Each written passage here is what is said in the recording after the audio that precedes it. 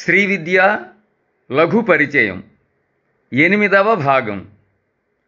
ప్రవచనం మధురవక్త డాక్టర్ పోలేపెద్ది రాధాకృష్ణమూర్తి. ఇప్పుడు రాబోతూ ఉన్నటువంటి శీర్షిక లలితోపాఖ్యానం. వేదవ్యాసుడు రచించినటువంటి బ్రహ్మాండ పురాణంలో ఉత్తరఖండం ఉన్నది. ఆ ఉత్తరఖండంలో లలితోపాఖ్యానం ఉన్నది. లలితా సహస్రనామ స్తోత్రాన్ని హయగ్రీవుడు అగస్త్యుడికి చెప్పాడు. అదేవిధంగా ఈ లలితోపాఖ్యానాన్ని కూడా హయగ్రీవుడే అగస్త్యుడికి చెప్పాడు. ఈ లలితోపాఖ్యానంలో 42 అధ్యాయాలున్నాయి. మొత్తం కూడా సుమారుగా 4172 శ్లోకాలున్నాయి. లలితా సహస్రనామ స్తోత్రం ఉన్నది కదా, అందులో లలితాదేవికి 1000 పేర్లు ఉన్నాయి కదా. ఆ సహస్రనామాలలో చాలా వాటికి, అన్నింటికీ కాదండి, చాలా వాటికి ఈ పేరు ఎందుకు వచ్చింది, ఈ పేరు ఎందుకు వచ్చింది అనే ప్రశ్నకి సమాధానం ఈ లలితోపాఖ్యానంలోనే ఉన్నది.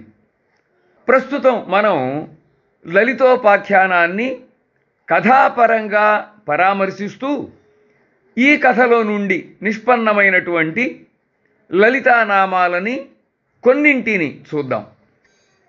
ఇక కథాభాగానికి వచ్చినట్లయితే, ఒకానొక సమయంలో పరమేశ్వరుడి యొక్క పాలనేత్రాగ్నిలో పడి మన్మథుడు భస్మమైపోయినాడు. హరవిలాసంలో మనం ఆ కథని చదివి ఉన్నాం కదా. అందులో పరమేశ్వరుడి పాలనేత్రాగ్నిలో పడి మన్మథుడు భస్మమైపోయినాడు. చిత్రకర్మ అనే ఆయన ఆ బూడిదతోటి ఒక విచిత్రమైనటువంటి ఆకృతి కలిగినటువంటి ఒక పురుషుణ్ణి తయారు చేశాడు. బ్రహ్మదేవుడు ఆ పురుషుణ్ణి చూసి భండ భండ అన్నాడు. అంటే ఆశ్చర్యం ఆశ్చర్యం అని అన్నాడు. దానితో ఆ విచిత్ర పురుషుడికి భండు అనేటటువంటి పేరు వచ్చింది. అతడే భండాసురుడు. భండో నిర్లజ్జ. భండు అంటే లజ్జ లేనివాడు అనే అర్థము కూడా ఉన్నది. విశుక్రుడు విషంగుడు అని ఇద్దరున్నారండి. ఆ ఇద్దరు కూడా ఈ భండుడికి సోదరులు. వీళ్ళు ముగ్గురు లోకపీడకులు. భండాసురుడి రాజధాని శూన్యక నగరం. ఆ శూన్యక నగరం మహేంద్ర పర్వతానికి సమీపంలో సముద్ర తీరంలో ఉన్నది. దాని విస్తీర్ణం 100 యోజనాలు. ఈ భండాసురుడు శతరుద్రీయము అనేటటువంటి మంత్రాన్ని జపించి శివుణ్ణి మెప్పించాడు. మెప్పించి ఆ పరమేశ్వరుడి వలన తిరుగులేనటువంటి వరాలను పొందాడు. పొంది లోకహింసను ప్రారంభించాడు. ఈ భండాసురుడు అదృశ్య రూపంలో స్వర్గలోకంలో ఉన్నటువంటి సమస్త దేవతల శరీరాలలోకి, నందనోద్యానంలో ఉన్నటువంటి వృక్షాలలోకి, ఇక అది ఇది ఏమున్నది, స్థావరం జంగమం అనేటటువంటి భేదం ఏమీ లేకుండా అన్నింటిలోకి ప్రవేశించి వాటిలో ఉన్నటువంటి రసాన్ని మొత్తాన్ని కూడా పీల్చివేశాడు. దానితోటి రసక్షయము అనేటటువంటి లక్షణం, అదొక వ్యాధి. ఆ లక్షణం సంక్రమించి దేవతలందరూ కూడా నీరసపడిపోయినారు. జంతువులు, వృక్షాలు మొదలైనవి ఉన్నాయి కదా, వాటి పరిస్థితి కూడా ఇంతే. విశుక్రుడు భూలోకవాసులందరికీ, విషంగుడు రసాతల వాసులందరికీ కూడా ఇదే వ్యాధిని, అంటే రసక్షయము అనేటటువంటి ఇదే వ్యాధిని సంక్రమింపజేశారు. బ్రహ్మేంద్రాది దేవతలందరూ కూడా కైలాసానికి వెళ్ళి శివదర్శనం చేసుకున్నారు. చేసుకొని అతన్ని భక్తి ప్రపత్తులతోటి స్తుతించారు. శివుడు ప్రసన్నుడైనాడు. ప్రసన్నుడై వారి పరిస్థితిని గురించి సంపూర్ణంగా తెలుసుకొని ఆయన అన్నాడు కదా, ఇప్పుడే మనమందరము కలిసి మహాహోమ విధానముతో ఒక మహాయాగాన్ని చేయాలి అని అన్నాడు. దేవతలందరూ కూడా సరే అంటే సరే అన్నారు. ఈ మహాయాగం కోసం పరమేశ్వరుడు సప్త సముద్రాలలో ఉన్నటువంటి 7వ సముద్రం ఉన్నది కదా, ఆ 7వ సముద్రములో ఉన్నటువంటి జలాన్ని మొత్తాన్ని కూడా తన లలాట నేత్రాగ్నితో, పాలభాగంలో అతనికి అగ్ని నేత్రం ఉంది కదా, ఆ లలాట నేత్రాగ్నితోటి ఇనికింపజేశాడు. ఆ గని హోమకుండమైంది. ఈ మహాయాగానికి శివుడు హోత, పరాశక్తి యజ్ఞపత్ని. శివుడు సృష్టించినటువంటి చిదగ్ని హోమాగ్ని, 6 సముద్రాలు అభిఘారాలు, సమస్త బ్రహ్మాండాలలో ఉన్నటువంటి జీవరాశులు, యక్ష గరుడ గంధర్వ కిన్నర కింపురుషాది దేవజాతులు, ప్రకృతి పంచభూతాలు, బ్రహ్మేంద్రాదులు, వారి వారి భార్యలు, పరివారము సమస్తము కూడా పశువులు, పుష్కలావర్తక మేఘాలు సృక్కులు, సర్పి సముద్రం ఆజ్యం, సర్పి అంటే నెయ్యి, సర్పి సముద్రం ఆజ్యం అంటే నెయ్యి. ఈ సాధన సంపత్తితోటి మహేశ్వరుడు మహాయాగాన్ని చేశాడు. దేవతానీకం, ప్రకృతి జాలం, ఇంతకు ముందు మనం అనుకున్నటువంటి హోమద్రవ్యం అంతా కూడా ఆ హోమగుండంలో పడి హుతమైపోయింది. ఇక సృష్టిలో మిగిలింది ఏమీ లేదు, ఏదీ లేదు. యాగం పూర్తయిపోయింది. అప్పుడు పరమేశ్వరుడు పరాశక్తిని ఉద్దేశించి, అంటే అమ్మలగన్నయమ్మ, ముగురమ్మల మూలపుటమ్మ, చాలా పెద్దమ్మ, సురారులమ్మ కడుపారడి బుచ్చినయమ్మ, తన్ను లోనమ్మిన వేల్పుటమ్మల మనమ్ముల నుండెడి అమ్మ అని అంటామే, ఆ పరాశక్తిని ఉద్దేశించి, విశ్వరూపిణి సర్వాత్మే విశ్వభూతైక నాయకి లలితా పరమేశాని సంవిద్వన్హి సముద్భవ అన్నాడు. అంటే, ఓ లలితాదేవి, ఈ చిదగ్ని కుండం నుండి ఉద్భవించు అని అన్నాడు. అన్న వెంటనే తక్షణమే ఆ చిదగ్ని కుండములో నుండి లలితాదేవి ఆవిర్భవించింది, జన్మించింది. అందువల్లనే లలితాదేవికి చిదగ్నికుండ సంభూత అనే నామం ఏర్పడ్డది. లలితాదేవిని మనము చిదగ్నికుండ సంభూత అని అంటూ ఉన్నాం. ఆ పేరు ఈ కారణంగా ఆమెకి వచ్చింది. ఇక దేవతానీకం అంతా కూడా, అంటే దేవతలందరూ కూడా మహాయాగములో నిశ్శేషంగా ఎవరూ మిగలకుండా, ఏదీ మిగలకుండా హుతమైపోయి సర్వము శూన్యమైపోయినటువంటి ఆ మహాప్రళయ సమయంలో పరమేశ్వరుడు, పరాశక్తి అయినటువంటి లలిత, వీళ్ళిద్దరూ తప్ప మరి ఎవ్వరూ మిగిలి లేరు. వీళ్ళిద్దరూ మాత్రమే ఉన్నారు. అందువల్లనే లలిత మహాప్రళయ సాక్షిణి అయింది. ఆ మహాప్రళయానికి సాక్షిభూతురాలైంది అని అర్థం. లలితాదేవి భండాసురుణ్ణి వధించటం కోసమే సమస్త లోకాలను, దేవజాతులను, ప్రకృతిని, ప్రాణికోటిని సృష్టించటం కోసమే, సంరక్షించటం కోసమే జన్మించినటువంటిది. అదే ఆమె నిర్వహించదలచినటువంటి దైవ కార్యం. అందుకనే లలితాదేవి దేవకార్య సముద్యత అయింది. లలితాదేవికి దేవకార్య సముద్యత అనే నామం ఇందువల్ల ఏర్పడింది. ఆ విధంగా ఉద్భవించినటువంటి, జన్మించినటువంటి లలితాదేవి యొక్క శరీరం ఉదయిస్తూ ఉన్నటువంటి 1000 సూర్యుల కాంతితో ప్రకాశిస్తూ ఉన్నది. ఉద్యద్భాను సహస్రాభ అనే ఆమె నామానికి కారణం ఇది. లలితాదేవికి 4 చేతులున్నాయి కనుక ఆమె చతుర్బాహు సమన్విత అయింది. ఆమెను మించినటువంటి సౌందర్యవతి, లలితాదేవిని మించినటువంటి సౌందర్యవతి సృష్టిలో ఎక్కడా లేదు. ఆవిడ్ని మించినటువంటి అందగత్తె ఏ దేవజాతిలో కూడా లేదు.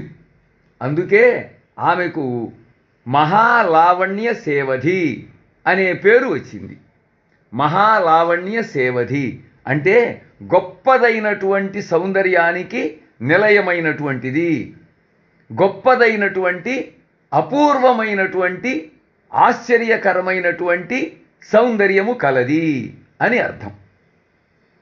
ఇప్పుడు లలిత తన నుండి తానే స్వయంగా కామేశ్వరుడు అనే పేరు కలిగినటువంటి ఒక పురుష రూపాన్ని సృష్టించుకొన్నది. తనకు తానే సృష్టించుకొన్నది. లోకోపకారం కోసము అంటే మనకు తెలిసినటువంటి మనకు తెలియనటువంటి అనేకానేక లోకాలకు ఉపకారం చేయటం కోసము పునఃసృష్టి చేయాలి అనే ఉద్దేశముతోనూ ఆమె ఆ కామేశ్వరుణ్ణి వివాహం ఆడింది, పెళ్లి చేసుకున్నది. కామేశ బద్ధ మాంగళ్య సూత్ర శోభిత కంధరా అయింది. ఆ పేరు అందువల్ల వచ్చింది లలితాదేవికి. కామేశ్వరుడి భార్య కనుక కామేశ్వరి అయింది. మహాకామేశ మహిషి, సదాశివ పతివ్రత, సదాశివ కుటుంబిని, శంభుమోహిని అనేటటువంటి పేర్లు ఆమెకు అందువల్ల వచ్చినాయి. ఆ కామేశ్వరుడు సమస్త సృష్టికి మహారాజు, లలిత అతడి భార్య. అందువలన ఆమె శ్రీ మహారాజ్ఞి అయింది. లలితాదేవి సమస్త సద్గుణాలు కలిగి పతికి అంటే తన భర్తకు అనుకూలవతిగా మెలగుతూ అతణ్ణి ఆ కామేశ్వరుణ్ణి తనకు అనుకూలుడుగా చేసుకున్నది. ఆ కారణంగా లలితాదేవికి స్వాధీన వల్లభ అనేటటువంటి నామం ఏర్పడ్డది. లలిత కామేశ్వరులు ఇద్దరు కూడా కరగబెట్టినటువంటి బంగారంలాగా, ఈ ఉపమానం ఈ పోలిక చూడండి, కరగబెట్టినటువంటి బంగారంలాగా మెరుస్తూ ఉన్నటువంటి చిదగ్నికుండం నుండే ఆవిర్భవించినటువంటి ఒక దివ్య సింహాసనం మీద ఆసీనులైనారు. దివ్యమైనటువంటి సింహాసనం మీద కూర్చున్నారు. ఈ కారణంగా లలిత శ్రీమత్ సింహాసనేశ్వరిగా అభినుతించబడ్డది, కీర్తించబడ్డది. ఇప్పుడు లలితాదేవి మహాసృష్టికి ఉద్యమించింది. చంద్రాత్మకమైనటువంటి ఆమె వామనేత్రము నుండి అంటే చంద్రస్వరూపమైనటువంటి ఆమె ఎడమ కంటిలో నుండి బ్రహ్మదేవుడు, లక్ష్మీదేవి ఇద్దరూ ఆవిర్భవించారు. సూర్యరూపమైనటువంటి ఆమె దక్షిణ నేత్రం నుండి అంటే కుడి కంటిలో నుండి విష్ణుమూర్తి, పార్వతీదేవి జన్మించారు. అగ్ని రూపమైనటువంటి ఆమె లలాట నేత్రం నుండి రుద్రుడు, సరస్వతీదేవి జన్మించారు. ఈ జన్మించినటువంటి వీళ్ళందరూ కూడా ఇంతకు ముందు ఎన్నడూ లేనటువంటి దివ్యమైనటువంటి తేజముతో నవనవలాడుతూ జన్మించారు. పార్వతీదేవి, శ్రీ మహావిష్ణుమూర్తి, లలితాదేవి యొక్క ఒకే కంటిలో నుండి ఆవిర్భవించినటువంటి వాళ్ళు గనుక వీళ్ళిద్దరు కూడా అన్నా చెల్లెళ్ళు అయినారు. ఈ కారణంగానే లలితాదేవి పద్మనాభ సహోదరి అయింది. ఇక వీరినందరినీ సృష్టించిన తరువాత లలిత తనలో నుండే, ఇంకా బయట ఎక్కడి నుంచి కాదు, తనలో నుండే చీకటిని, సూర్య చంద్రాగ్నులను అంటే సూర్యుణ్ణి, చంద్రుణ్ణి, అగ్నిని, అంతరిక్షాన్ని, ఆకాశాన్ని, దశ దిశలను, దశ దిశలు అంటే తూర్పు, ఆగ్నేయము, దక్షిణము, నైరుతి, పడమర, వాయవ్యము, ఉత్తరము, ఈశాన్యము. ఇవన్నీ 8 దిక్కులు. ఊర్ధ్వ దిశ 9వది, అధో దిశ 10వది. మొత్తం దిక్కులు ఎన్నైనాయి? 10. దశ దిశలను, చతుర్దశ భువనాలను అంటే 14 లోకాలను, పంచభూతాలను, దేవదానవాది గణాలను అంటే దేవతలు, దానవులు మొదలైనటువంటి వారిని, ఆశ్వినేయులను, అశ్విని దేవతలు 2, నాగరాజులను, నవగ్రహాలను, చతుర్వేదాలను, ఉపవేదాలను, చతుషష్ఠి విద్యలను, 64 విద్యలను, పురాణ, ఇతిహాస, కావ్య, నాటక, అలంకారాదులను. ఇది విశేషం. ఏమిటంటే 18 పురాణాలను, 18 ఉపపురాణాలను, అనేకమైనటువంటి ఇతిహాసాలను, కావ్యాలను, నాటకాలను, అలంకార శాస్త్రాలను, షట్శాస్త్రాలను అంటే 6 శాస్త్రాలను, ఇంకా అనేకాన్ని, ఇప్పుడు సృష్టిలో ఎన్నైతే ఉన్నాయో వాటినన్నింటినీ కూడా ఆవిర్భవింపజేసింది లలితాదేవి. ఇంతటి మహాసృష్టికి ఇది సామాన్యమైనటువంటి సృష్టి కాదు కదా, మహాసృష్టి కదా. ఇంతటి మహాసృష్టికి తల్లి అయినందువలన లలితాదేవి శ్రీమాత అయింది. లలితా సహస్రనామ స్తోత్రములో మొట్టమొదటి పేరు, లలితాదేవికి ఉన్నటువంటి మొట్టమొదటి పేరు ఏమిటి? శ్రీమాత. శ్రీమాత అనే పేరు రావటానికి కారణము ఇది. శ్రీమాత అయింది, విశ్వమాత అయింది, ఆ బ్రహ్మకీట జనని అయింది.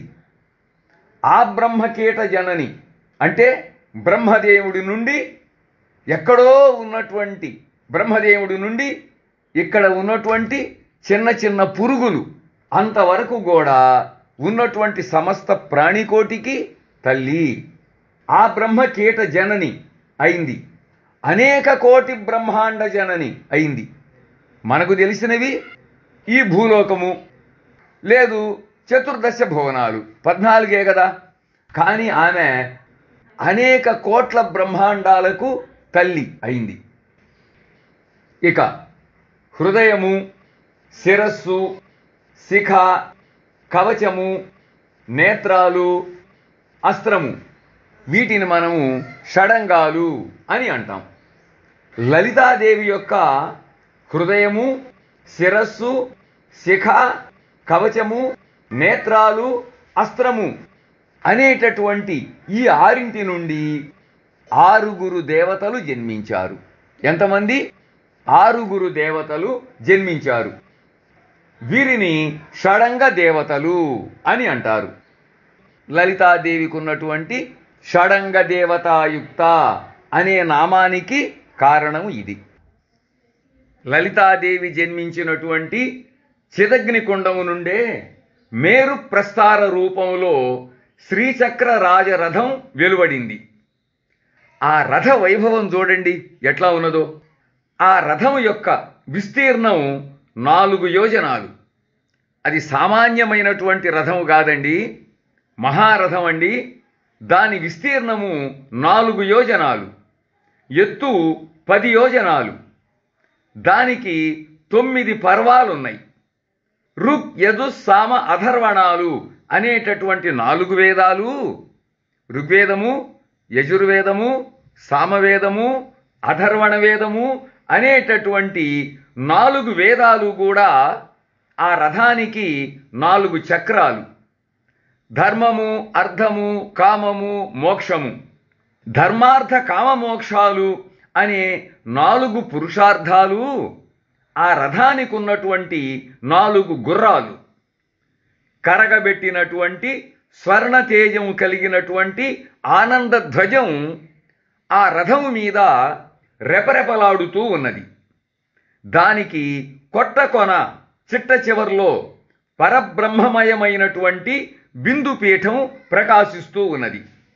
భండాసురుడితో యుద్ధం చేసేటటువంటి సమయంలో లలితా పట్టపురాణి, లలితా త్రిపుర సుందరి, లలితా పరాభట్టారిక ఈ రథాన్నే అధిరోహించి చక్రరాజ రథారూఢ అయింది. లలితాదేవికి చక్రరాజ రథారూఢ అనే పేరున్నది కదా. ఆమెకి ఆ పేరు రావటానికి కారణం ఇది. ఈ శ్రీచక్రరాజ రథం నుండే లలిత గిరిచక్ర రథం, దీన్ని గేయ చక్ర రథం అని కూడా అంటామండి. గిరిచక్ర రథం, కిరిచక్ర రథం అనేటటువంటి 2 రథాలని సృష్టించింది. లలితాదేవి తన బుద్ధి నుండి శ్యామల అనే దేవతను, అహం నుండి మహావార్తాళిక అనే దేవతను ఉద్భవింపజేసింది. శ్యామల అనే దేవతను తనకు మంత్రినిగా చేసుకొని ఆమెకు గిరిచక్ర రథాన్ని ఇచ్చివేసింది. వార్తాళికను దండనాథగా చేసుకొని ఆమెకు కిరిచక్ర రథాన్ని ఇచ్చింది. ఆ తరువాత లలిత తన కర్తవ్యాన్ని నెరవేర్చాలి అని అనుకున్నది. లలితాదేవి సంపత్కరి, వారాహి, శ్యామల, కోలాస్య, అశ్వారూఢ, పంచకాములు, అష్టమాతృకలు, అసితాంగాది భైరవులు మొదలైన వారిని, అనేక వేల అక్షౌహిణుల సైన్యాన్ని వెంటబెట్టుకొని భండాసురుడితో యుద్ధం చేయటానికి బయలుదేరింది. ఇదే శక్తిసేన. మనం శక్తిసేన అంటూ ఉన్నామే. శక్తిసేన అంటే ఇది. దీనితోటి లలితాదేవికి భండాసుర వధోద్యుక్త శక్తిసేనా సమన్విత అనే నామం ఏర్పడ్డది. లలిత శక్తిసేనా సమన్వితంగా భండాసురుడి రాజధాని అయినటువంటి శూన్యక నగరాన్ని సమీపించింది. లలితాసేనకు భండాసురుడి సేనకు మధ్య భీషణ సమరం ప్రారంభమైంది. భండాసురుడి సైన్యాధిపతి కుటిలాక్షుడు అనేవాడు. ఈ కుటిలాక్షుడు దుర్మధుడు అనేవాడిని 10 అక్షౌహిణుల సేనతో లలిత మీదకి యుద్ధానికి పంపించాడు. లలితాదేవి తన అంకుశం నుండి సంపత్కరీదేవిని ఆవిర్భవింపజేసింది. సంపత్కరీదేవి ఎక్కడి నుండి ఉద్భవించింది? లలితాదేవి యొక్క అంకుశం నుండి ఆవిర్భవించింది. ఈ సంపత్కరీదేవి రణకోలాహలము అనే ఒక ఏనుగునెక్కి అతన్ని ఎదుర్కొన్నది. ఆమె అనుచరులు అనేకులు అనేక మత్తేభాలనెక్కి, అంటే మదించినటువంటి ఏనుగులనెక్కి ఆమెకు అండగా నిలిచారు. సంపత్కరీ సమారూఢ సింధురవ్రజ సేవిత అనే లలితా నామం ఈ ఘట్టాన్ని సూచిస్తూ ఉన్నది. సంపత్కరి ఒక వాడి అయినటువంటి, బాగా పదునుగా ఉన్నటువంటి ఒక బాణముతో దుర్మధుడి వక్షస్థలాన్ని చీల్చివేసి అతన్ని చంపివేసింది. ఆ తరువాత కుటిలాక్షుడు దుర్మధుడి అన్న అయినటువంటి కురుండు అనేవాడిని యుద్ధానికి పంపించాడు. లలితాదేవి తాను ధరించినటువంటి పాశము నుండి అశ్వారూఢాదేవిని ఆవిర్భవింపజేసింది. ఈ అశ్వారూఢాదేవి అపరాజితము అనే అశ్వాన్ని ఎక్కి, గుర్రాన్నెక్కి యుద్ధరంగానికి వెళ్ళింది. ఆమె అనుచరగణము అనేక సంఖ్యాకమైనటువంటి, అంటే ఇక లెక్కించటానికి కూడా సాధ్యము కానటువంటి సంఖ్యలో ఉన్నటువంటి గుర్రాలనెక్కి ఆమె వెంట నిలిచింది.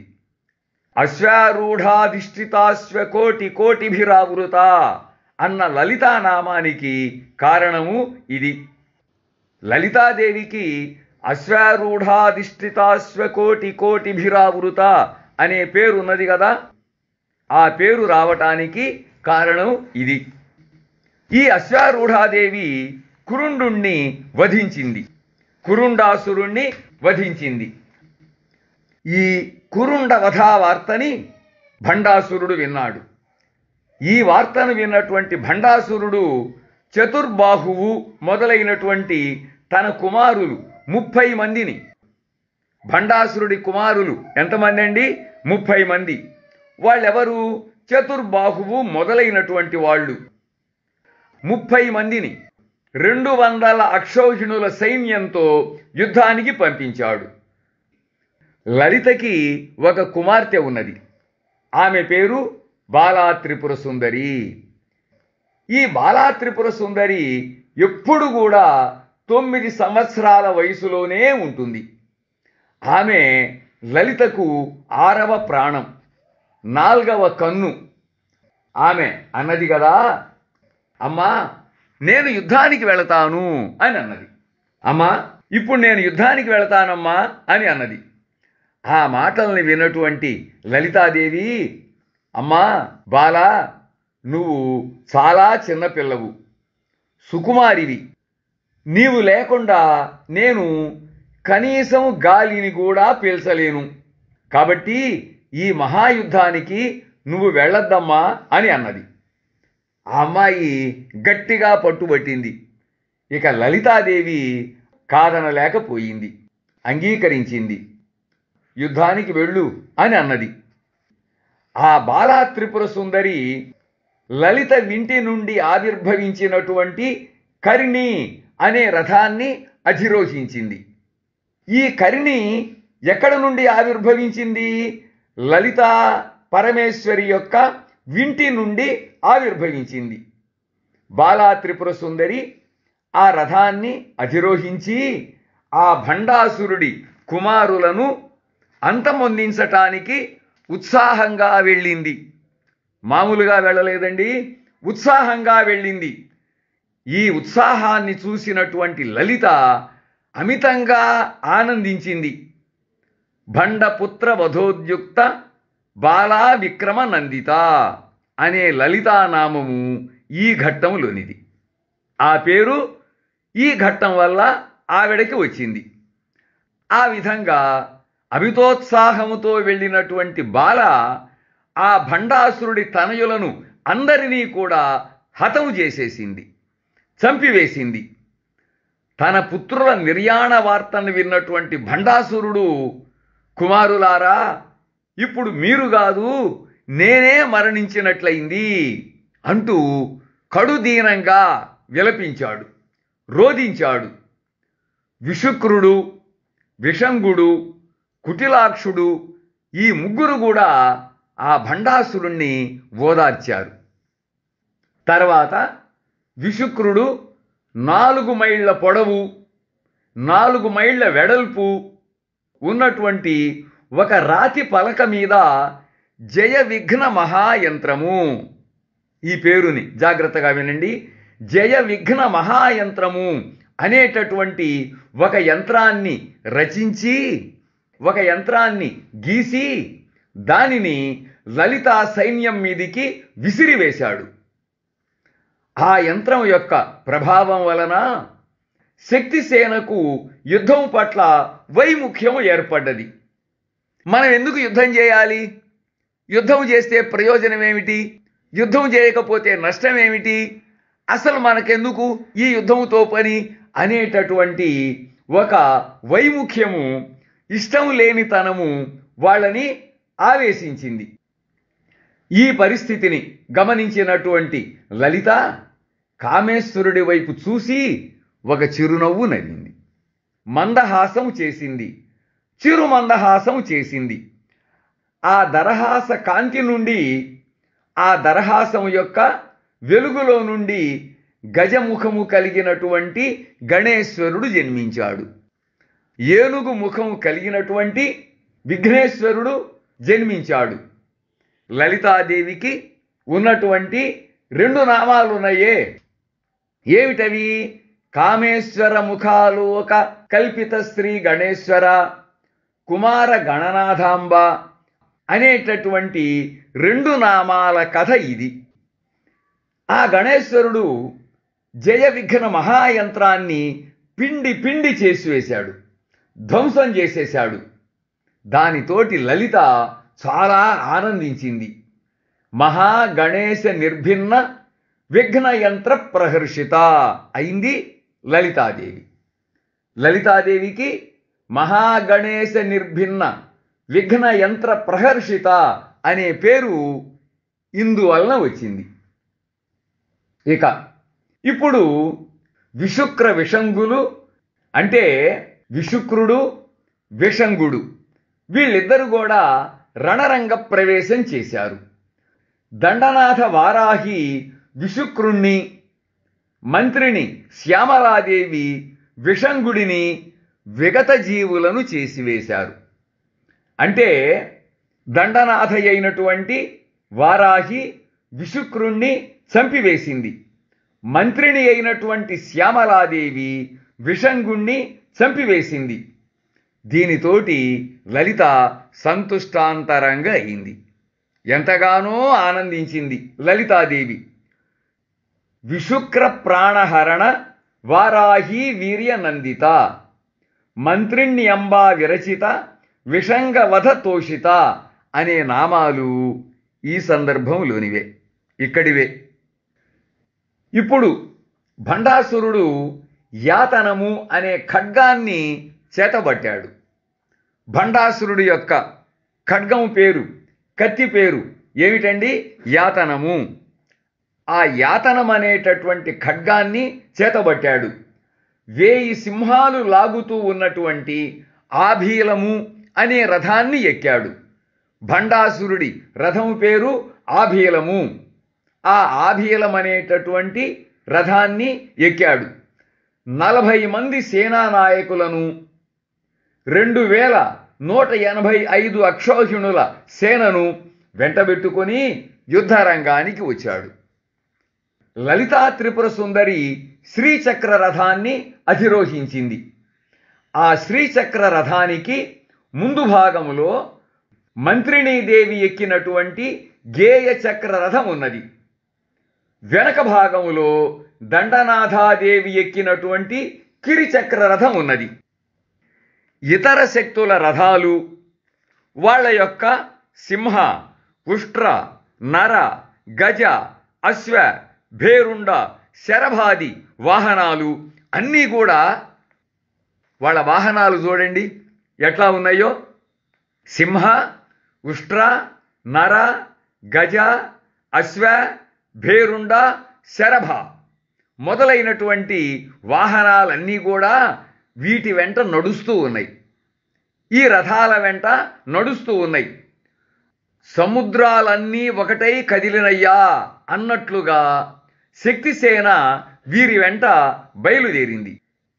ఈ విధంగా లలిత భండాసుర వధోద్యుక్త శక్తిసేన సమన్విత అయింది. లలితాదేవికి భండాసుర వధోద్యుక్త శక్తిసేన సమన్విత అనే పేరు ఇందువలన వచ్చింది. లలితా భండాసురుల సమరం ప్రారంభమైంది. ఇప్పుడు ఇంత కథ జరిగింది కదా రసవత్తరంగా. ఇక రాబోతూ ఉన్నటువంటి రసవత్తరమైన ఘట్టం ఏమిటి అంటే లలితా భండాసురుల యుద్ధము. జాగ్రత్తగా వినండి. లలితా భండాసురుల సమరం ప్రారంభమైంది. భండు లలిత మీదికి అంధతామిశ్రము అనే అస్త్రాన్ని ప్రయోగించాడు. అంధతామిశ్రము అంటే ఏమిటి? చీకటి అని అర్థం. లలిత మహాతరణి అనే తన అస్త్రంతో దానిని నిర్వీర్యం చేసివేసింది. తరణి అంటే సూర్యుడు అని అర్థం. భండాసురుడు చీకటి అనే అస్త్రాన్ని ప్రయోగించాడు. లలిత ఏమి చేసింది? సూర్యుడు అనే అస్త్రాన్ని ప్రయోగించి భండాసురుడి అస్త్రాన్ని నిర్వీర్యం చేసి వేసేసింది. తరువాత భండాసురుడు వరుసగా ప్రయోగించినటువంటి పాషండము, అంధము, అంతకము, సర్వాస్త్ర స్మృతినాశము, మూకము మొదలైనటువంటి అస్త్రాలను లలితా పరాభట్టారిక గాయత్రి, చక్షుష్మతి, మహామృత్యుంజయము, ధారణ, మహావాగ్వాదిని అనేటటువంటి తన అస్త్రాలతో ఉపసంహరించింది. ఇది క్రమాలంకారం అండి. దీన్ని జాగ్రత్తగా వినండి. భండాసురుడు పాషండము అనే అస్త్రాన్ని ప్రయోగించాడు. పాషండులు అంటే ఏమిటి? నాస్తికులు. లలితాదేవి ఏమి చేసింది? గాయత్రి అనే అస్త్రముతోటి ఆ పాషండము అనే అస్త్రాన్ని నిర్వీర్యం చేసివేసింది. ఆ తరువాత భండాసురుడు అంధము, చీకటి అనేటటువంటి అస్త్రాన్ని ప్రయోగించాడు. చీకట్లో ఏమీ కనపడదు కదా. అప్పుడు లలితాదేవి చక్షుష్మతి అంటే ఏమిటి? నేత్రాలు అనేటటువంటి అస్త్రాన్ని ప్రయోగించి దానిని నిర్వీర్యం చేసివేసింది. కళ్ళు మూసుకుంటే వస్తువులేమీ కనపడవు. ఎప్పుడైతే కళ్ళు తెరిచామో వస్తువులన్నీ హాయిగా కనిపిస్తాయి కదా. అది అతడి అస్త్రము, అది లలితాదేవి యొక్క అస్త్రము ఇది. ఆ తర్వాత భండాసురుడు అంతకము, మృత్యువు అనేటటువంటి అస్త్రాన్ని ప్రయోగించాడు. లలితాదేవి ఏమి చేసింది? దానికి ప్రత్యస్త్రంగా మహామృత్యుంజయము అనేటటువంటి అస్త్రాన్ని ప్రయోగించి ఆ అంతకాస్త్రాన్ని నిర్వీర్యం చేసేసింది.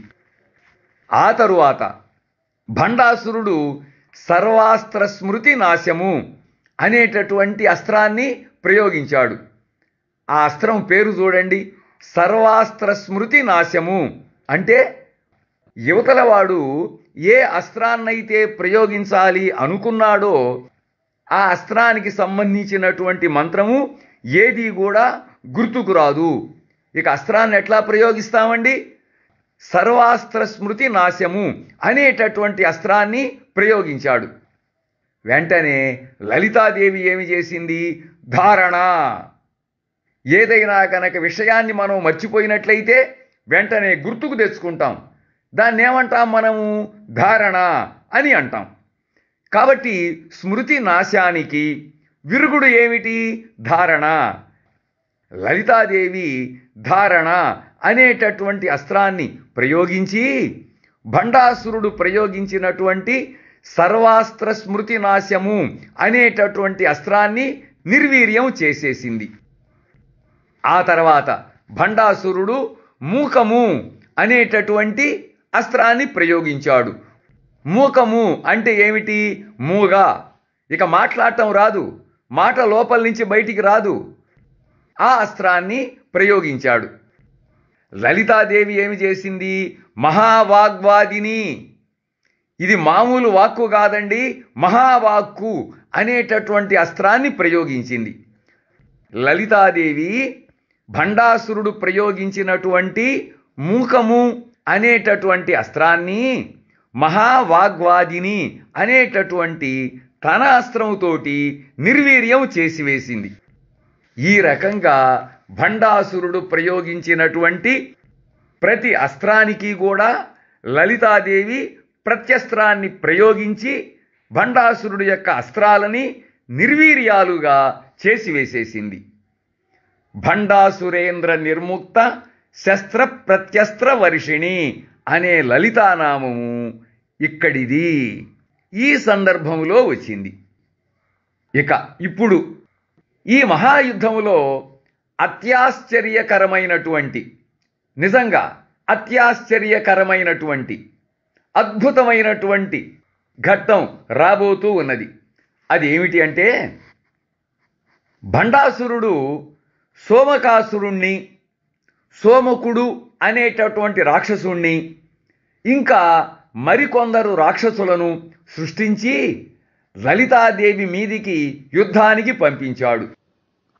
లలిత తన కుడి చేతి బొటన వ్రేలి గోరు నుండి ఈ చేతులు, ఈ వ్రేళ్ళు, వీటిలో నుండి ఆవిర్భవిస్తూ ఉన్నటువంటి అవతారాలను గమనిస్తూ ఉండండి.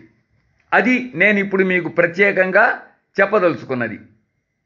లలితాదేవి తన కుడి చేతి బొటన వ్రేలి గోరు నుండి శ్రీ మహావిష్ణుమూర్తిని మత్స్య రూపంలో ఉద్భవింపజేసింది. ఎవరిని? మత్స్యావతారాన్ని ఉద్భవింపజేసి ఆ రాక్షసులనందరినీ వధించింది. భండాసురుడు అర్ణవాస్త్రంతో, అర్ణవము అంటే సముద్రము అని అర్థం, భండాసురుడు అర్ణవాస్త్రముతో జలరాశిని సృష్టించి, సముద్రాన్ని సృష్టించి ఆ జలరాశిలో శక్తిసేనను ముంచివేశాడు. లలితాదేవి యొక్క శక్తిసేన మొత్తము కూడా ఆ జలరాశిలో మునిగిపోయింది. ఇప్పుడు లలిత తన కుడి చేతి చూపుడు వ్రేలి గోరు నుండి ఆది కూర్మాన్ని ఆవిర్భవింపజేసింది. మత్స్యావతారం తర్వాత కూర్మావతారం, ఆది కూర్మాన్ని ఆవిర్భవింపజేసింది. ఆ ఆది కూర్మము ఆ శక్తి సైన్యం మొత్తాన్ని తన వీపు మీదికి చేర్చుకొని రక్షించింది. ఏది? దేవతలు దానవులు కలిసి పాల సముద్రాన్ని చిలుకుతున్నప్పుడు మందర పర్వతం సముద్రంలోకి వెళ్ళిపోతూ ఉంటే శ్రీ మహావిష్ణుమూర్తి కూర్మావతారాన్ని ధరించి తన వీపు మీద ఆ మందర పర్వతాన్ని మోశాడు చూడండి. ఆ ఘట్టాన్ని గుర్తుకు తెచ్చుకోండి. లలితాదేవి ఆది కూర్మాన్ని ఆవిర్భవింపజేసింది. ఆ ఆది కూర్మము ఆ శక్తి సైన్యం మొత్తాన్ని తన వీపు మీదికి చేర్చుకొని రక్షించింది. ఇప్పుడు భండాసురుడు హిరణ్యాక్ష మహాస్త్రాన్ని ప్రయోగించి అనేక వేల హిరణ్యాక్షులను సృష్టించాడు. లలితాదేవి తన కుడి చేతి మధ్య వ్రేలి గోరు నుండి కైలాస పర్వతం లాంటి మహావరాహాన్ని ఉద్భవింపజేసి ఆ హిరణ్యాక్షులను అందరినీ కూడా చంపివేసింది. ఇప్పుడు భండాసురుడు తన భృకుటి నుండి అనేక కోట్ల హిరణ్యకశిపులను సృష్టించాడు. మనకు తెలిసిన హిరణ్యకశిపుడు ఒకడే. ఇప్పుడు భండాసురుడు ఏం చేశాడు? అనేక కోట్ల హిరణ్యకశిపులను సృష్టించాడు. సృష్టించి లలిత మీదకు పంపించాడు, లలితాసేన మీదకి పంపించాడు. లలితాదేవి తన కుడి చేతి ఉంగరపు వ్రేలి గోరు నుండి నరసింహుణ్ణి అంటే నరసింహస్వామిని ఆవిర్భవింపజేసింది. ఆ నరసింహుడు ఆ హిరణ్యకశిపులను అందరినీ కూడా చీల్చి చెండాడాడు. దానిని చూసినటువంటి భండాసురుడు మహాక్రుద్ధుడైనాడు. క్రుద్ధుడై బలీంద్రాస్త్రాన్ని ప్రయోగించాడు. ఆ బలీంద్రాస్త్రములో నుండి రాక్షసులు అనేకులు జన్మించి శక్తిసేనను తాకారు. శక్తిసేన మీదకి వెళ్ళి పడ్డారు. అప్పుడు లలితాదేవి తన కుడి చేతి చిటికన వ్రేలి గోరు నుండి వామనులను ఆవిర్భవింపజేసి వారి మీదకు పంపించింది. ఆ విధంగా ఉద్భవించినటువంటి వామనులు వాళ్ళనందరినీ కూడా పాశాలతోటి బంధించి వేశారు. ఇప్పుడు భండాసురుడు హైహయాస్త్రాన్ని ప్రయోగించాడు. ఆ హైహయాస్త్రంలో నుండి వేల కోట్ల కార్తవీర్యార్జునులు ఆవిర్భవించారు. లలితాదేవి యొక్క ఎడమ చేతి బొటన వ్రేలి గోరు నుండి పరశురాముడు జన్మించాడు. పరశురాముడు జన్మించి తన గండ్రగొడ్డలితోటి ఆ కార్తవీర్యుల తలలను ఖండించి వేశాడు, నరికివేశాడు. దీనితోటి భండాసురుడి కోపం తారస్థాయికి చేరుకున్నది. ఆ భండాసురుడు మహాకోపంతో ఒక హుంకారం చేశాడు. ఆ హుంకారం నుండి రావణాసురుడు ఉద్భవించాడు. కుంభకర్ణుడు, మేఘనాదుడు, మేఘనాదుడంటే ఇంద్రజిత్తు, కుంభకర్ణుడు, మేఘనాదుడు అతన్ని అనుసరించే ఉన్నారు. అంటే రావణాసురుణ్ణి అనుసరించి కుంభకర్ణుడు, మేఘనాదుడు ఇద్దరు కూడా వచ్చారు. ఇప్పుడు లలితాదేవి యొక్క ఎడమ చేతి చూపుడు వ్రేలి గోరు నుండి లలితాదేవి యొక్క ఎడమ చేతి చూపుడు వ్రేలి గోరు నుండి కోదండరాముడు ఆవిర్భవించాడు. శ్రీరామచంద్రుడు ఆవిర్భవించాడు. లక్ష్మణుడు అతణ్ణి అనుసరించే ఉన్నాడు. ఎట్లాగైతే రావణాసురుణ్ణి కుంభకర్ణుడు, ఇంద్రజిత్తు అనుసరించి ఉన్నారో శ్రీరామచంద్రుణ్ణి లక్ష్మణుడు అనుసరించి ఉన్నాడు. శ్రీరామచంద్రుడు రావణ కుంభకర్ణులను, లక్ష్మణుడు మేఘనాథుణ్ణి అంతమొందించారు, చంపివేశారు. ఇప్పుడు భండాసురుడు ద్వివిధాస్త్రాన్ని ప్రయోగించి అధిక సంఖ్యాకంగా వానరులను సృజించి వాటిని శక్తిసేన మీదకు పంపించాడు. అంటే భండాసురుడి యొక్క ద్వివిధాస్త్రంలో నుండి అసంఖ్యాకంగా అనేక కోట్ల సంఖ్యలో వానరులు ఆవిర్భవించారు. ఆ వానరులందరూ కూడా వెళ్ళి శక్తిసేన మీద పడ్డారు. లలితాదేవి యొక్క ఎడమ చేతి మధ్య వ్రేలి గోరు నుండి బలరాముడు ఆవిర్భవించి ఆ కపి సైన్యాన్ని కడతేర్చాడు, చంపివేశాడు. భండు ఇప్పుడు రాజాసురాస్త్రాన్ని ప్రయోగించి శిశుపాలుడు, దంతవక్త్రుడు, కంసుడు, శకటాసురుడు, పూతన మొదలైనటువంటి వారిని సృష్టించి వాళ్ళందరినీ కూడా లలితాదేవి మీదికి పంపించాడు. లలితాదేవి ఎడమ చేతి ఉంగరపు వ్రేలి గోరు నుండి వాసుదేవుడు ఆవిర్భవించాడు. శ్రీకృష్ణుడు ఆవిర్భవించాడు. ఆవిర్భవించి చతుర్వ్యూహాన్ని రచించాడు. దాని వలన అంటే ఆ చతుర్వ్యూహ రచన వలన ఆ ఒక్క వాసుదేవుడే వాసుదేవ, సంకర్షణ, ప్రద్యుమ్న, అనిరుద్ధులుగా మారిపోయి, అంటే ఆ వాసుదేవుడే వాసుదేవుడు, సంకర్షణుడు, ప్రద్యుమ్నుడు, అనిరుద్ధుడు అనేవారుగా మారిపోయి శిశుపాలుడు మొదలైన వారినందరినీ కూడా చంపివేశాడు.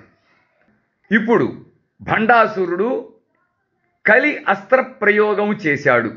కలి అనేటటువంటి అస్త్రాన్ని ప్రయోగించాడు. ప్రయోగించి ఆంధ్ర, పుండ్ర, కిరాత, శబర, హూణ, యవనాదులను సృష్టించాడు. అంటే ఆ కలి అనే అస్త్రములో నుండి ఆంధ్రులు, పుండ్రులు, కిరాతులు, శబరులు, హూణులు, యవనులు మొదలైనటువంటి వాళ్ళు ఆవిర్భవించారు. భండాసురుడు వాళ్ళందరినీ కూడా లలిత మీదకి పంపించేశాడు యుద్ధానికి. లలితాదేవి యొక్క ఎడమ చేతి చిటికెన వ్రేలి గోరు నుండి కలికి పుట్టి వారినందరినీ కూడా మూర్ఛితుల్ని చేసివేశాడు.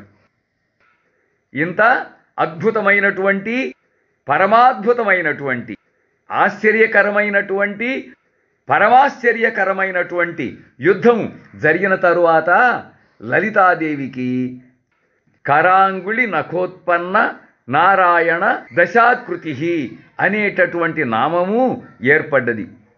అంటే లలితాదేవి యొక్క 2 చేతులకు ఉన్నటువంటి 10 వ్రేళ్ల నుండే, ఆ 10 వ్రేళ్ల గోళ్ల నుండే శ్రీ మహావిష్ణుమూర్తి యొక్క దశావతారాలు ఆవిర్భవించినై అని అర్థమన్నమాట. ఆ తరువాత లలితాదేవి పరాక్రమించి భండాసురుడి యొక్క మిగిలిన సేన మొత్తాన్ని కూడా భస్మం చేసేసింది. అతడి 40 మంది సేనాపతులను వధించింది. మహాకామేశ్వరము అస్త్రం పేరేమిటండి? మహాకామేశ్వరము అనే అస్త్రాన్ని ప్రయోగించి భండాసురుణ్ణి వధించింది. అతడి శూన్యక నగరాన్ని దగ్ధం చేసి వేసింది. కామేశ్వరాస్త్ర నిర్దగ్ధ స భండాసుర శూన్యక నామాంకిత అయింది. అంటే ఇంత కథ జరగటం వలన, ఈ ఘట్టం వలన లలితాదేవికి కామేశ్వరాస్త్ర నిర్దగ్ధ స భండాసుర శూన్యక అనేటటువంటి పేరు వచ్చింది. ఈ లలితా భండాసురుల యుద్ధాన్ని ఇంతసేపు కూడా మనం చెప్పుకున్నాం కదా, ఇంతసేపు విన్నాము కదా. దీని వలన ప్రయోజనం ఏమిటి అని అంటే, ఈ భండాసుర వధ వృత్తాంతాన్ని చదివిన వారికి, చెప్పిన వారికి, విన్నవారికి అందరికీ కూడా అష్టసిద్ధులు సమకూరుతాయి. భుక్తిశ్చ ముక్తిరపి వర్తత ఏవ హస్తే. ఇహలోక భుక్తి, పరలోక ముక్తి. ఈ లోకంలోనేమన్నా సమస్త సంపదలు, పరలోకంలోనేమన్నా ముక్తి. ఈ రెండు కూడా కరతలామలకాలైతాయి. అది పరమ ప్రయోజనం. దేవతలందరూ లలితా పరాభట్టారికకు నమస్కరించారు. అమ్మ, పార్వతీ పరమేశ్వరులకు వివాహం చేసే ప్రయత్నంలో మన్మథుడు భస్మమైనాడు కదా, ఆ భస్మీభూతుడైనటువంటి మన్మథుణ్ణి తిరిగి బ్రతికించు అంటూ ఆవిడ్ని ప్రార్థించారు. ఆ ప్రార్థనను విన్నటువంటి లలితా పరమేశ్వరి కామేశ్వరుడి వైపు ప్రసన్నంగా చూసింది. ఆ ప్రసన్నతా ప్రభావం వలన మన్మథుడు పునర్జీవితుడైనాడు, తిరిగి బ్రతికాడు. హర నేత్రాగ్ని సందగ్ధ కామ సంజీవ నౌషధి అనే లలితా నామము ఏర్పడినటువంటి విధానము ఇది. ఆ తరువాత బ్రహ్మ, విష్ణువు, మహేశ్వరుడు ఈ ముగ్గురు కూడా దేవశిల్పి అయినటువంటి విశ్వకర్మను, దేవతల శిల్పి ఎవరండి? విశ్వకర్మ. ఆ విశ్వకర్మను, అసుర శిల్పి అయినటువంటి మయుణ్ణి, రాక్షసుల శిల్పి ఎవరు? మయుడు. ఆ మయుణ్ణి అంటే విశ్వకర్మను, మయుణ్ణి ఇద్దరిని కూడా రప్పించారు. రప్పించి లలితాదేవి కోసం 16 శ్రీనగరాలను, శ్రీనగరాలు ఎన్నండి మొత్తం కూడా 16 శ్రీనగరాలను నిర్మించవలసిందిగా ఆజ్ఞాపించారు. వాళ్ళు మేరు, నిషధ, హేమకోటము మొదలైనటువంటి 9 పుణ్యక్షేత్రాలలోనూ, లవణ, ఇక్షుసార, సుర మొదలైనటువంటి 7 సముద్రాలలోనూ, అంటే ఏమిటన్నమాట, 9 పుణ్యక్షేత్రాలలోనూ 7 సముద్రాలలోనూ మొత్తము 16 శ్రీనగరాలను నిర్మించారు. మేరు పర్వతానికి తూర్పు దిక్కున 1, నైరుతి దిక్కున 1, వాయవ్య దిక్కున 1, ఈ 3 దిక్కులలో 3, మధ్యలో 1, మొత్తము కూడా 4 శిఖరాలు ఉన్నాయి. ఆ మధ్య శిఖరం మీదనే శ్రీనగరం ఉన్నది. ఆ శ్రీనగరంలో నివసించటం వలన లలితాదేవికి సుమేరు మధ్య శృంగస్థ అనేటటువంటి పేరు వచ్చింది. ఆ శ్రీనగరానికి అధికారిణి అయినందువలన లలితాదేవి శ్రీమన్నగర నాయిక అయింది. ఈ శ్రీనగరానికి 25 ప్రాకారాలున్నాయి. 25 ప్రాకారాలున్నాయి. వీటిలో శృంగార ప్రాకారం 1. ఈ శృంగార ప్రాకారానికి 9 యోజనాల దూరంలో చింతామణి గృహం ఉన్నది. ఈ చింతామణి గృహానికే మహాపద్మాటవి అని నామాంతరం. మహాపద్మాటవి అని మరొక పేరు కూడా ఉన్నది. ఈ మహాపద్మాటవే దేవీ సదనం. ఇదే లలితా పట్టపురాణికి నివాసం. చింతామణి గృహాంతస్థ, మహాపద్మాటవీ సంస్థ అనేటటువంటి 2 నామాలు లలితాదేవి వీటిలో నివసించటం వలన వచ్చినటువంటివే. కాలాయస, కాంస్య ప్రాకారాల మధ్య అంటే కాలాయస ప్రాకారము, కాంస్య ప్రాకారము, ఈ 2 ప్రాకారాల మధ్యన నానా వృక్షాలతో కూడినటువంటి వాటికలు 7 ఉన్నాయి. ఈ 7 కదంబ వనవాటిక 7వది. లలితాదేవి ఈ కదంబ వనవాటికలో విహరిస్తూ కదంబ వనవాసిని అనే పేరును తెచ్చుకొన్నది. ఇంతవరకు మనము ఇన్ని గొప్పవైనటువంటి విషయాలను విన్నాము కదా. ఈ లలితోపాఖ్యానానికి ఫలశ్రుతి ఏమిటి? లలితోపాఖ్యానాన్ని వినటం వలన మనకు వచ్చేటటువంటి మనకు లభించేటటువంటి పరమ ప్రయోజనమేమిటి అని అంటే, ఈ లలితా చరిత్రను, ఈ లలితోపాఖ్యానాన్ని చదివినవారు, విన్నవారు, చెప్పినటువంటి వారు అందరూ కూడా సమస్త పాప విముక్తులై దేవలోకంలో గౌరవించబడతారు. ఈ లలితోపాఖ్యాన గ్రంథము, లలితా సహస్రనామ స్తోత్ర గ్రంథము ఉన్నటువంటి గృహాలలో, ఇళ్లలో ఏ విధమైనటువంటి వ్యాధులు ఉండవు, ఏ విధమైన కరువు కాటకాలు ఉండవు, సర్వము శుభప్రదంగానే ఉంటుంది. ఇది ఈ లలితోపాఖ్యానము యొక్క ఫలశ్రుతి. ఇది లలితోపాఖ్యానము అనేటటువంటి విషయము.